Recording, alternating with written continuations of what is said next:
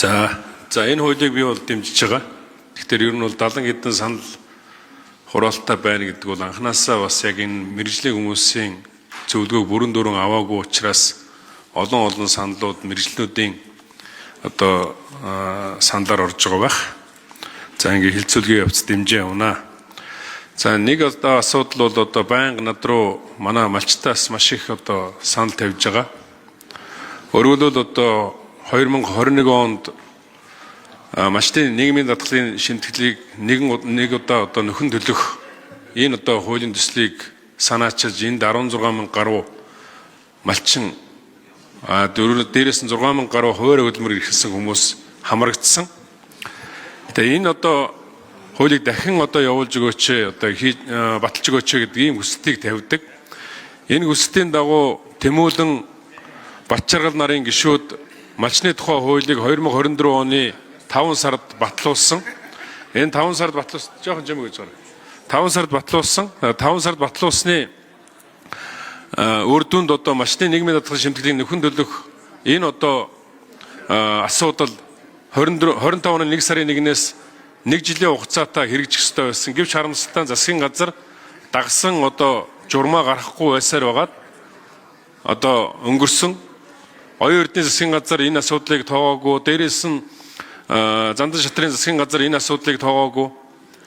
Одоо бол энэ учрал сайдын хувьд бол энэ асуудлыг ярмаар байдаг. Гэвч одоо малчны тухай хуулийн тэр хэрэгжилт нь одоо хугацаанд дууссан байгаа. Тэгэхээр энэ юуг илэрхийлж байгаа нэг бол Монгол Ардын нам 2024 оны сонгуулиар малчтын одоо энэ гол асуудлыг шийдвэрлэнэ гэж саналыг авчаад тэгээд хөлөгдсөн гэсэн үг.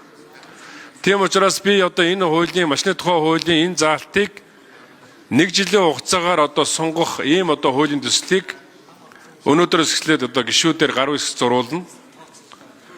Тэгээ Монгол Ардын намынхан бас энэ бүлгийн дарга Батчаргал дарга одоо бүлгийн дарга болсон байна. Энэ хуулиа амьдуулах талаар бас нэлээд ажиллах байх. Манай их хурлын гишүүд гэсэн одоо хөдөө орон нутгаас сонгогдсон одоо гишүүдийн хувьд бол маш их одоо энэ асуудлыг малчид тавьдаг. Дээрээс нь одоо малын үн ч гэсэн бас жоохон ахиухан болж байна. Нийгмийн асуудлаа шийдвэрлэх ийм одоо шаардлага бол малчтын хувьд бол хамгийн том асуудал болсон. Тийм учраас нөхөн төлбөр төлөх энэ одоо боломж малчтын хувьд энэ жил одоо бас гайгүй болж эхэлж байна. Малын үн цаашдаа өсгөнө. Ер нь бол уламжлалт Орос руу маха экспортлох юм боломж нэмэгдэх юм байна. Үүний үр дүнд малын үн ч гэсэн бас нэлээд гайгүй өсөх юм боломж гарчиж байна. Дээрээс нь хүүтэн улиралтай учраас малын түүхийд арьс шир ноос ноолуур одоо энэ уламжлалт зах зээл рүү бас гарах ийм боломж нэмэгдэж байна. Ингэсний үр дүнд малчид маань орлоготой болох нь. Орлоготой болохоор яах вэ? Малчид маань нийгмийн асуудлаа шийдвэрлэх ийм зайлшгүй шаардлага гарчиж байгаамаа. Тийм учраас одоо энэ хуулийн 1 жилээр сунгах одоо энэ хуулийн төслийг өргөн барина гишүүд маань дэмжиж маш хурдан одоо энэ асуудлыг 7 сарын 1-ээс эх оны 7 сарын 1 хүртэл одоо хэрэгжих ийм одоо заалттай байна. Энэнийг одоо дэмжиж өгөөсэй гэж хүсэж байна.